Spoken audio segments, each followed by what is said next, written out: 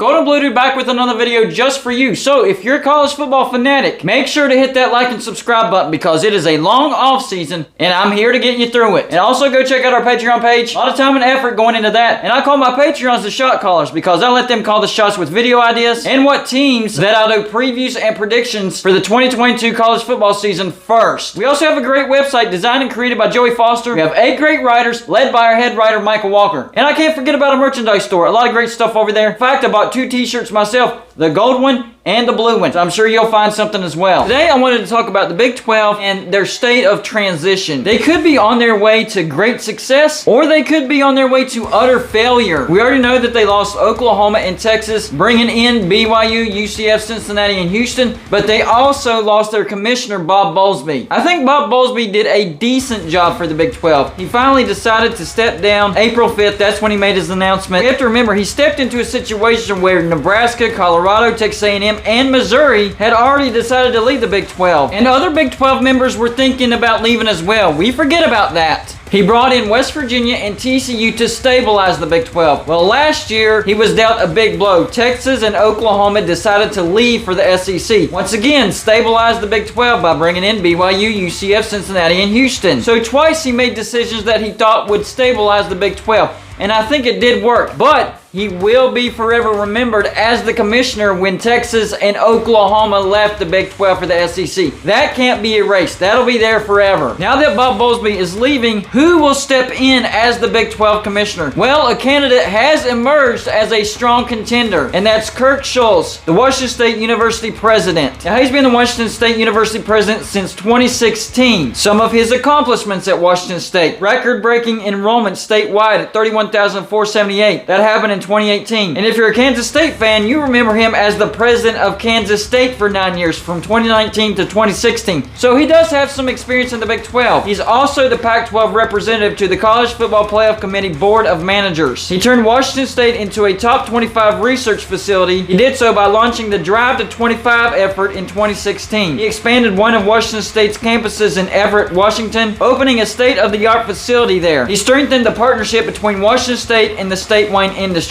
I don't know how that helps, but that's one of his accomplishments. Here's some of his accolades: degrees in chemical engineering, economic development, and energy engineering. He also led the Pac-12 search for George Kliavkoff, the new commissioner at the Pac-12. I guess my question is Kirk Schultz the right fit for the Big 12? I mean, he does have some leadership experience. He's had a lot of success at Washington State. Washington State hasn't been very good at football. And that's what this is really all about, football. And can the Big 12 stay relevant as a Power 5 conference? According to the Sports Business Journal, he had a disarming effect on those who had worked with him academically and athletically. They also said he can speak the language that needs to be spoken when it comes to dealing with high-profile coaches and administrators. So that's a plus. He was also described as a person that played offense when Oklahoma and Texas announced they were leaving the Big 12 for the SEC. He was actually one of those people that described the SEC as predatory. Now, whenever the Pac-12 was thinking about expansion, Kirk Schultz said there was 2 criteria they had to meet. Number 1, they had to be an institutional fit. We all know that the Pac-12 has criteria like Tier 1 research facilities, and it had to be a school that closed the gap revenue. That actually makes some sense. Here's what he said to the Seattle Times about the SEC. What the SEC has done is unify the other conferences in a way that nothing else could have in terms of working together. Now, after the news of Texas and Oklahoma came out, he actually reached out to the Pac-12 Commissioner George Kliavkoff. Here's what he said to the Seattle Times. I called George and told him that I've been through it before. I wanted to make sure we weren't sitting on the sidelines. And he, George Kliavkoff, said, I have 6 options. I didn't know that. Now, about those 6 options, I have no idea. Kliavkoff did not comment on those. So it seemed like Kirk Schultz wanted the Pac-12 to think about expansion, to do something, to not sit on the sidelines. So if he were to come to the Big 12 with that mindset, that would actually be a good hire, because the Big 12 needs to be on the offensive on this, not the defensive. I'm really torn about this situation. I know that he's from the Pac-12, and we all know that the Pac-12 is on the verge of being irrelevant. So I'm hoping that he doesn't come in with the mindset of the Pac-12, putting academics above the future of the actual conference itself. And no, I'm not talking down about academics. They are very important. but for the survival of the Big 12, you have to think beyond academics. But on the flip side of the coin, it looked like he wanted to be on the offensive as far as the Pac-12 goes for expansion whenever Texas and Oklahoma announced that they were leaving. So would this be a good fit for the Big 12? I guess the answer would be yes and no. He has some leadership qualities. He did do some great things for Washington State,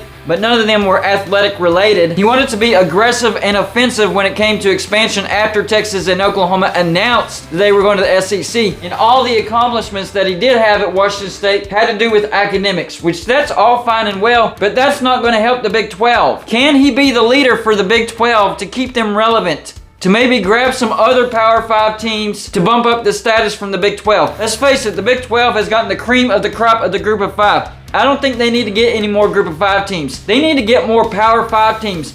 Get a few teams from the Pac-12. Get a few teams from the ACC. And I do think that's very much doable. I know the buyout's tremendous for the ACC, and that's what's going to keep them together, that tremendous buyout. But the Big 12 does make a lot of money, and I'm sure they would be able to afford the buyout of 1 or 2 schools. Remember, the grant of rights for the Pac-12 ends in a couple of years, so they won't even have a buyout. They could start talking about an invitation right now and wouldn't have to worry about a buyout whenever the grant of rights runs out. The Big 12 needs to be talking about expansion, and they need to be talking about expansion with Power 5 teams. That is the only way the Big 12 is going to survive, because there's no way around it. Oklahoma and Texas leaving the Big 12, that is a massive, massive blow. And yes, inviting BYU, UCF, Cincinnati, and Houston helps and maybe comes close to evening that out. But those are major, major brands, major, major money makers. You need some good brands to come in and make you some money so the Big 12 can be relevant. Because big changes are coming to college football. And I talked about the 3 possibilities. Number 1, a conference being picked apart.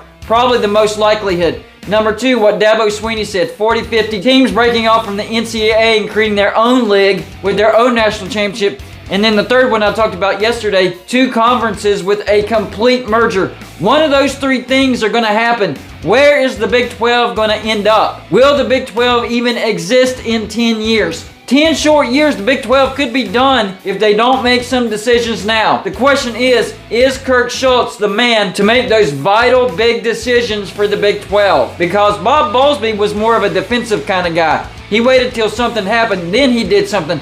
The Big 12 cannot be like that. And I'm telling you right now, Big 12, the ACC and West Virginia are talking, so you will have to convince West Virginia to stay in the Big 12. I'm not saying West Virginia will leave for the ACC. I'm just saying they're talking, and West Virginia will have a choice. So as long as Kirk Schultz comes in with that offensive mind and is aggressive about conference expansion, then yeah, he could be the guy for the job. But if he comes in with that Pac-12 mindset, wait till something happens, then we can do something, which was the problem with the Big 12 with Bob Bowlesby, then no, he's not the man for the job. And academics are important. Do not misread this video. I'm not saying academics are not important. They are the most important thing. But as far as the Big 12 survival as a Power 5 conference, they don't really make all that much difference. So he needs to be thinking about athletics and the major sports, basketball and football. Can he do that is the big question. Y'all let me know in the comments section whether you think Kirk Schultz is the right man for the job for the Big 12 or not the right man for the Big 12. I'll be very interested to see your comments. That's all I got for you for this show. Like and subscribe if you haven't already, and I'll see you on my next show.